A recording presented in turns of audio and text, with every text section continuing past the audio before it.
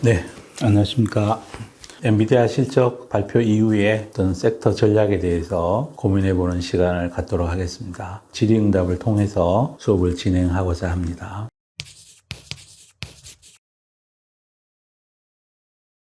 근본적으로 이제 긴 눈으로 보면 이번에 조정을 받는다면 아주 좋은 기회일 거라고 저는 생각해요. 이 산업이 여기에서 멈출 산업은 아니라고 보고 상업화가 시작된 지 이제 막 진짜 1년 조금 더 지난 거예요. 그만큼 어닝 성장이 가팔랐던 이유는 그만큼 이 인더스트리가 지금까지 역사에 있었던 어떤 인더스트리보다 시급했다는 것을 진짜 반증하고 있는 거죠. 가령 우리가 전기기관이 발명됐을 때 여전히 인간의 노동력에 의존해서 했던 공장이랑 운명이 많이 다를 걸 알고 전기기관이 급속하게 유럽으로 뻗어나갔던 것처럼 그게 또 석탄 산업을 부흥시켰고 그런 것처럼 이 인더스트리도 지금 급속하게 빨리 성장했다는 이유는 뭘 의미하고 있냐면 이걸 안 하면 안 된다는 거예요. 안 되니까 비싸든 싸든 간에 나 빨리 이 AI 능력을 갖춰야 되겠다라는 공감대가 기업들, 국가들 사이에 형성됐다는 것을 의미하고 그거는 앞으로도 중요소에 있어서는 더할 나위 없이 앞으로도 계속 중요할 거라는 거죠. 큰 기술 변화다. 거기에는 변함이 없다. 다만 이제 주가가 빨리 올랐고 또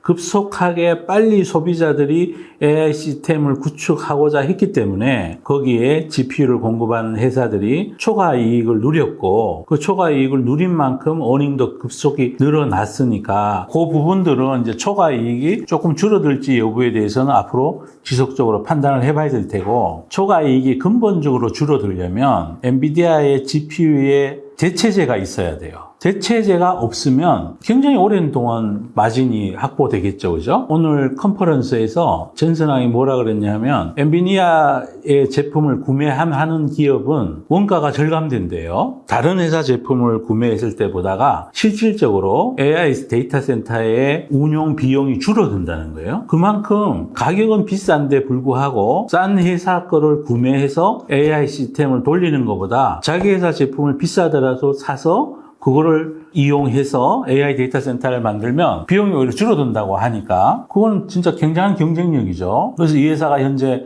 데이터 센터 매출이 거의 90% 가까이를 점유하고 있는데 그 점유비가 저는 한동안은 최소한 몇 년간은 이어질 걸로 보여지고요. 그렇다면 이번 분기에 블랙웰의 출시 지연 이 이슈 때문에 일어난 이런 해프닝 그리고 마진율 좀 감소되는 건 이제 앞으로 양으로 또 커버가 될 거고 그래서 너무 막 이제 끝났다 이렇게 생각하는 거는 너무나 단견적인 생각이다. 다만 이제 증시라는 것은 역동적이고 조금의 기스가 나도 추세를 이렇게 이탈하게 되면 또 일방적인 매도세가 꽂힐 수도 있고 그런 부분이라서 조금은 이제 비중의 문제는 있다고 제가 늘 말씀드리고 그렇더라고 가격이 조정을 받는다면 조금은 자신감 가지고 해도 된다 이런 생각을 하고 있습니다. 그러니까 AI 산업을 이용해서 수익하는 기업들은 펀더멘탈의 전개 방향이 다를 거거든요. 처음에 초창기에는 AI 섹터가 내린다고 해서 AI로 수익화를 하려는 소프트웨어 회사들도 함께 내리겠지만 아마 펀더멘탈 차이가 많이 나기 때문에 오히려 그런 섹터들은 더 확신을 갖고 매수를 해도 되는 거 아닌가 이런 생각을 가지고 있습니다.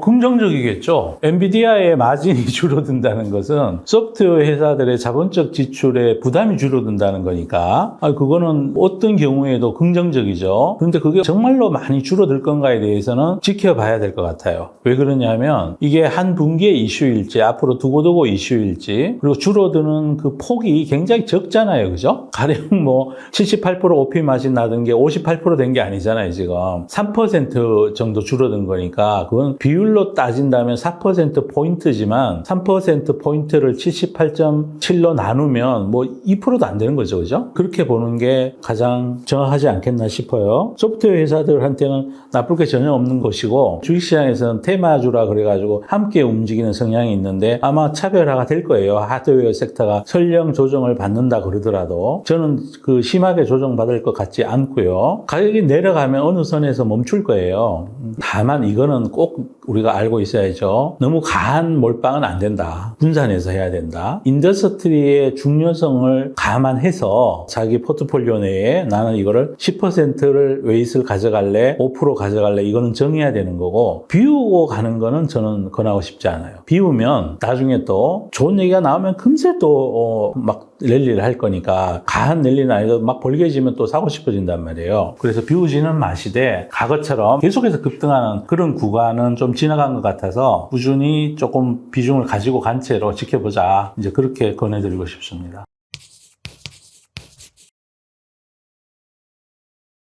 그거는 이제 조금 처음에는 같이 움직일 거예요. 근데 밸류에이션 멀티플이 많이 달라요. 가령 이 섹터에서 밸류에이션 멀티플이 가장 높은 게 암몰딩스라는 회사가 있고, 걔는 제품이 다르죠. 엔비디아랑 제품이 다르고, 그 다음이 이제 엔비디아고, 그 다음이 브로드컴, 그 다음이 대표적인 게 TSMC, 그 다음이 대한민국에 있는 하이닉스, 삼성전자 이런 섹터, 미국의 마이크론 테크놀로지 이렇게 있는데, 마이크론 테크놀로지까지는 뭐 관심 안 가져도 될 것 같고, 우리 기업이 더 잘 하니까 서로 판매하는 제품이 다르죠? 제품은 다르고 수익 구조도 달라요. 가령 AI 반도체라 그래서 같이 움직일 거냐? 처음에는 같이 움직이는 척 하겠죠. 근데 펀더멘탈이 틀려요. 가령 엔비디아는 P 값에 영향을 많이 받는 지금 구조에 있고, TSMC는 수수료 받는 회사니까 양만 많이 늘어나면 되고 오히려 수수료를 인상한다 그러니까 TSMC 펀더멘탈은 얘랑 많이 다르죠. 엔비디아랑 많이 다르니까 엔비디아가 많이 내린다 그래서 TSMC가 많이 내릴 이유가 없다는 거예요. 밸류에이션 멀티플도 그렇고, 그 다음에 브로드컴도 또 펀더멘탈이 좀 달라요. PE 가격에 영향을 일부 받지만 통신용 이런 쪽에 주로 오리엔트 돼 있고, 얘는 또 VM웨어라는 클라우드 가상 데이터 센터 가상하는 서비스 제공하는 거 더하기 클라우드로도 진출하고 있기 때문에 밸류에이션이 좀 수익 모델이 좀 틀리죠. ARM도 엔비디아하고는 수익 모델이 많이 틀리죠. 얘는 로열티를 받고 라이선스 매출을 일으키는 회사지, 물론 이제 P값이 영향을 받으면 조금 영향이 있겠지만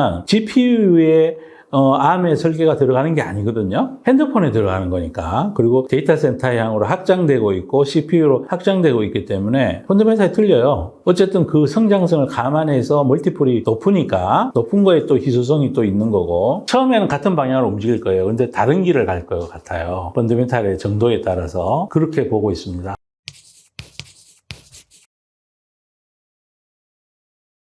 예, 저는 눈여겨보는 기업들이 있죠. 그 대부분이, 저는 이제 AI가 큰 변화라고 믿는 사람이잖아요. 그러면 이제 AI가 그러니까 AI의 데이터 센터에서 만드는 게, 아마존에 이번에 10월 달에 나오겠다는 알렉사는 구매를 해주는 거, 그 다음에 메뉴 조리법을 해주고, 신문을 요약해주고, 뉴스를 요약해주는 기능에 특화된 스피커에 장착된 AI 음성 비서고요. 챗GPT 4 옴니 같은 경우에는 요약해 해주고 검색 기능도 일부 수행해주고 동영상을 이렇게 만들어주고 이미지도 그려주고 이런 거고, 또 애플이 하고 있는 그 음성 비서, 이번에 애플 인텔리전스 하는 거는 대화를 서로 같이 나눠주고, 우리가 AI라고 하는 것들이 조금씩 다 달라요. 그런 단순한 기능, 현재는 사실은 뭐 어떻게 보면 단순한 기능이죠. 그 중에 또 감마 AI라는 회사는 그 AI는 일반 파일을 갖다가 걔한테 해갖고 PPT 만들어줘 그러면 PPT를 만들어주고, 그 AI가 다방면으로 골고루 다 달라요. 다른데 대부분 지금까지에 나와 있는 AI들은 기능적인 거죠. 데이터를 여기서 여기로 모아주고 요 데이터가 함의하는 바를 또 추출해주고 이런 거지, 여러 개 복합적으로 막 데이터 숫자 나온 걸 가지고 창의적으로 해석해서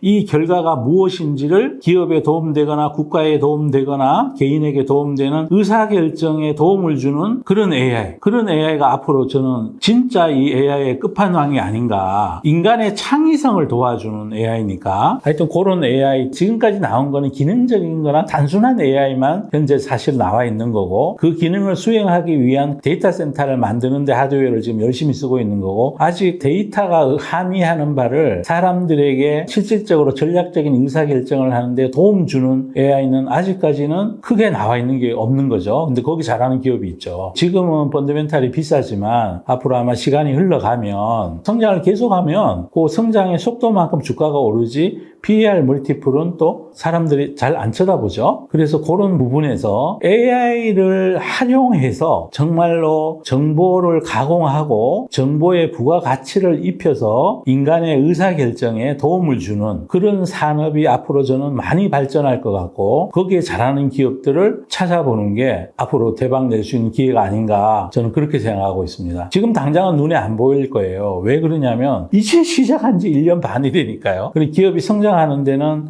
어떤 모멘텀도 필요하고, 그 모멘텀에서 정말 잘하는 기업들은 그걸 이용해서 잘 막 기술 변화에라는 모멘텀을 편성해서 새롭게 비즈니스 포트폴리오를 바꿔서 잘하죠. 그죠? 그걸 잘하는 기업들을 지금부터 찾아봐야죠. 이제 저는 그런 후보로 하나를 지금 수업을 하고 있는 중이고, 그렇습니다.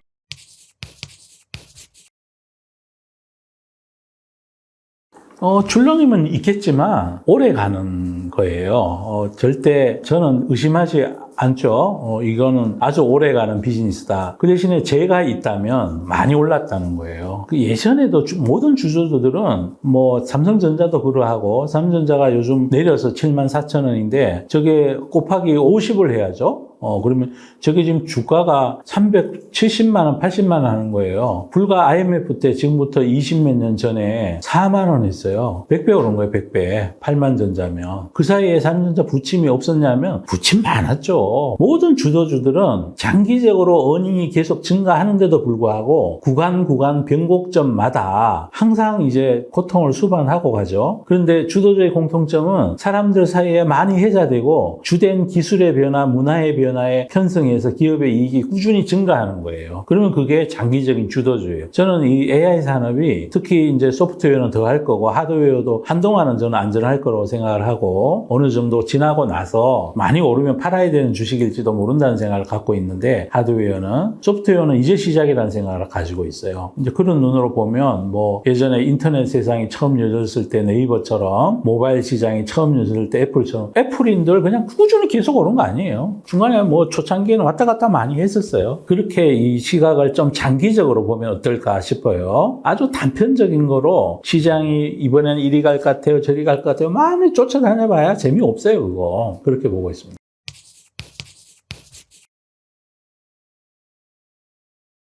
현재 AI 산업 주도주가 크게 나누면 하드웨어가 있고 소프트웨어가 있잖아요. 그 하드웨어는 이 AI 시스템을 빨리 구축하기 위한 이 소프트웨어 회사들이 정말 증기기관이 처음 생겼을 때 서로 증기기관을 안 갖다 놓으면 망하니까, 이 방직 회사가 증기기관 갖다 놓으면 옆에도 빨리 갖다 놔야 돼요. 그래야 경쟁 우위를 가지니까. 그리고 급속히 늘어났잖아요. 그것처럼 그것도 증기기관이 방직 회사에만 있는 게 아니라 증기기관처로도 가고 막 옆으로 막 확산돼 갔잖아요. 급속히 오는 동안은 전기기관차 만드는 회사 펀더멘탈이 좋았겠죠, 그죠? 근데 전기기관차가 많이 보급되고 난 다음에는 얘는 펀더멘탈이 옆으로 눕겠죠, 그죠? 교체 수요만 남는 거니까. 그래서 한동안은, 지금 현재는 이제 막 폭발적인 AI 하드웨어의 성장을 우리가 보고 있는 거고, 시장은 이 성장이 조기에 피크를 칠까봐 두려워하고 있는 거고, 두려워하고 있는 것을 지금 주가에 제법 많이 반영하고 있는 중인 거고, 얘가 지속적으로 앞으로도 계속 가려면 이게 방직회사뿐이 아니라 뭐 철도회사 에도 증기기관이 들어가고 배에도 들어가고 범선을 증기기관으로 바꿔서 배가 운행이 되고 그래야 되는 것 같은 것들을 우리가 목격해야 돼요. 그러면 이 AI 하드웨어 쪽도 한 번 더 올라갈 수 있을 것 같고, 저는 그럴 가능성이 높다고 생각해요. 근데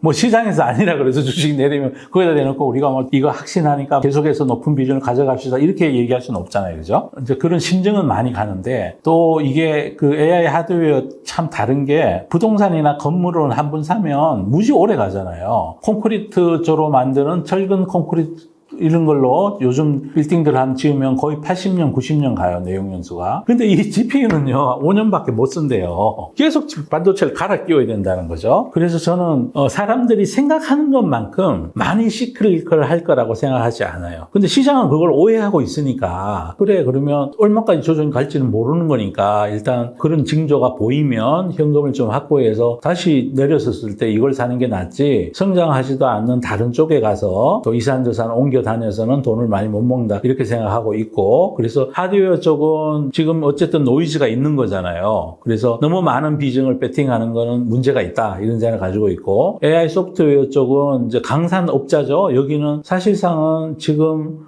주가가 별로 안 올랐어요. 그 이유는 지금 자본적 지출을 많이 하고 있어서 단기 손익에 대한 압박을 받고 있는 거거든요. 근데 얘들이 지출하는 것도 이건 반대이죠. 얘들이 자본적 지출 사이클이 언제까지 진행되리라는 보장이 없잖아요. 과거 크라우드 자본적 지출 사이클이 7년 갔었는데 이거는 그거보다 훨씬 급하잖아요. 그죠? 그러면 앞으로 한 2, 3년 내에는 대부분의 그 우리가 알고 있는 빅테크 소프트웨어 기업들이 마무리 지은다고 보면 그때부터는 또 수익 모델도 지금 속속 만들고 있고, 이번에 나온 아마존 알렉사도 월 구독료 10불 받는다고 그럽니다. 그러면 이쪽이 본격적으로 수익화가 이루어지면 얘들 펀더멘탈이 지금 옆으로 기었다가 이렇게 올라갈 수 있겠죠. 또 얘들은 현재 있는 비즈니스 가지고도 한 15%, 10%의 어닝은 해마다 증가시키는 중이니까 어느 해인가 막 20%, 30% 갈 가능성이 있지 않을까. 그래서 오히려 비중 플레이를 한다면 그쪽으로 자꾸만 조정받을 때마다 그쪽으로 옮겨가는 게 맞고, AI 섹터가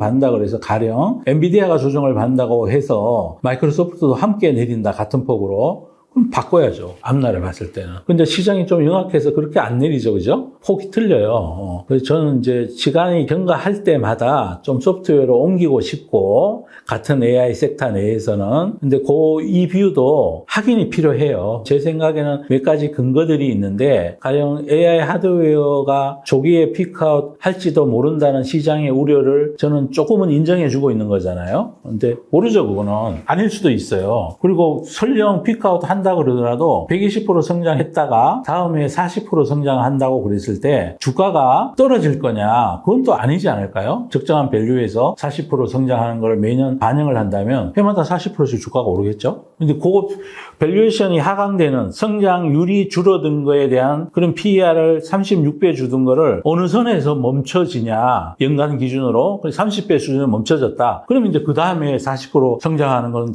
그 해에 주가가 40% 오르겠죠. 애플이 그랬던 것처럼 그럴 거라고 보기 때문에 엔비디아에 대해서 너무 비관적인 생각을 갖는 것도 아닌 것 같아요. 단기적으로는 노이즈가 좀 있을 수 있어요. 근데 뭐 좀 많이 반영한 것도 있죠. 시장에서 밸류에이션 멀티플을 낮추고 있는 중이니까요. 마진 압박도 사람들이 얘기하고 있고, 그건 제가 지금 외우고 있지는 못하는데 지금 현재 주로 팔리는 게 호퍼 시리즈잖아요. H100, H200. 그 전이 A 시리즈였어요. A100, A200 작년에 팔리다가 이번에 이제 호퍼 시리즈고, 블랙웰 시리즈가 이제 B 시리즈죠. B200, B200 뭐 이렇게 내년부터 팔린 거고, 그때부터는 MVL도 같이 엮어 놓은 거, MVL 72, 뭐 36 이런 것도 판다고 제가 뉴스에서 본 것 같아요. 그러니까 성능이 많이 향상된다는 거죠. 그리고 요 시리즈가 B 시리즈가 끝나고 나면 이제 R 시리즈가 나와요. 루빈 시리즈가 나옵니다. 그게 2026년 포트폴리오고요. 그러면 2025년도에 블랙웰 시리즈로 이 회사가 돈을 많이 벌겠죠. 그럼 블랙웰 시리즈에 대항마를 할 수 있는 게 어디에 있느냐? 없어요. 오늘 컨퍼런스에도 그 얘기를 했어요. 전선왕이 뭐라 그러냐면 블랙웰의 수요는 미친 것 같다. 그러니까 다 팔렸다는 거예요, 사실은. 다 팔렸다.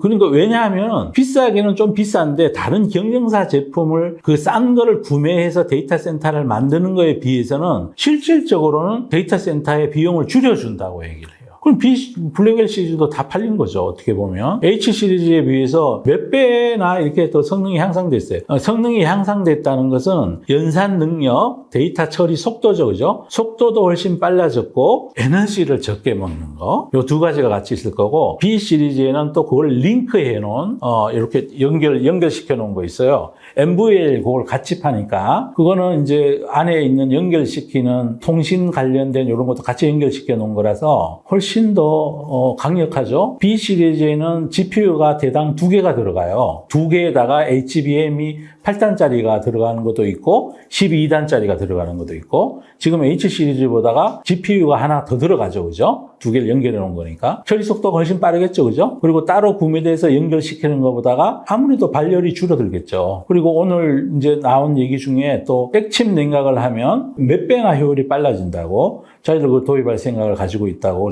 기술 생태계가 많이 달라져요. 우리가 어제까지 알던 기술 생태계랑 앞으로 2년 뒤에 이 AI 하드웨어 기술 생태계는 많이 달라져 있을 것 같아요. 지금 많은 사람들이 에너지 가다 소비도 우려하고 발열 문제 그게 거의 연결돼 있죠. 가격 이런 거 얘기하는데 아마 제 생각에는 2년 뒤 되면 많은 부분이 또 해결돼 있을 거예요. 그리고 R 시리즈, 루빈 시리즈에 대해서는 아직까지 구체적인 게 안 나와 있지만 아마 이번 9월 11일 날 GTX 행사를 할 때 또 전선아이 그거 얘기할지도 모르겠죠. 뭐 어쨌든 엔비디아의 AI 하드웨어는 지금까지는 타의 추종을 불허하고 있죠. 그리고 그 회사는 직원 이직률이 5%밖에 안 돼요. 일반 반도체 회사들의 3분의 1 수준에 불과한. 직원들이 이직 안 하고 새벽 뭐 1시, 2시까지 매일 일한답니다.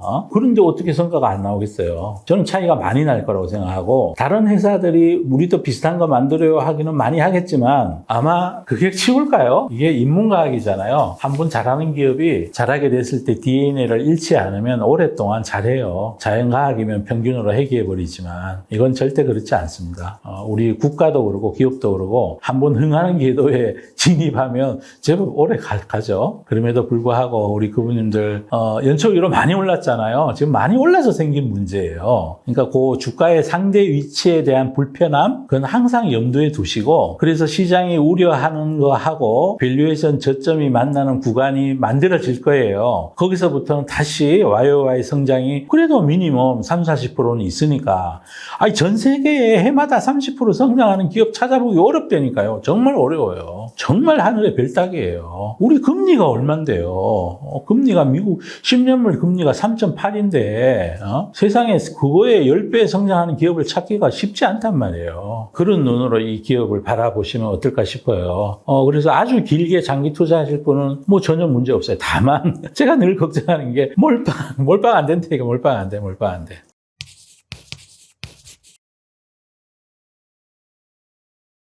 이거 우리 그분님들 원래 스타 주식이죠. 작년에는 대한민국 증시에서 또 스타 섹터가 있었고 아마 그 궤적이 다를 겁니다. 이거는 작은 어떤 섹터였고 이거는 인류의 운명을 바꿀 거대한 기술의 변화이자 또 기술의 변화가 조만간 문화의 변화도 같이 몰고 올 거예요. 우리 인류에 다양한 영향을 많이 끼칠 거예요. 소버린 AI가 증가하고 있다고 오늘 또 컨퍼런스에서 얘기를 했고요.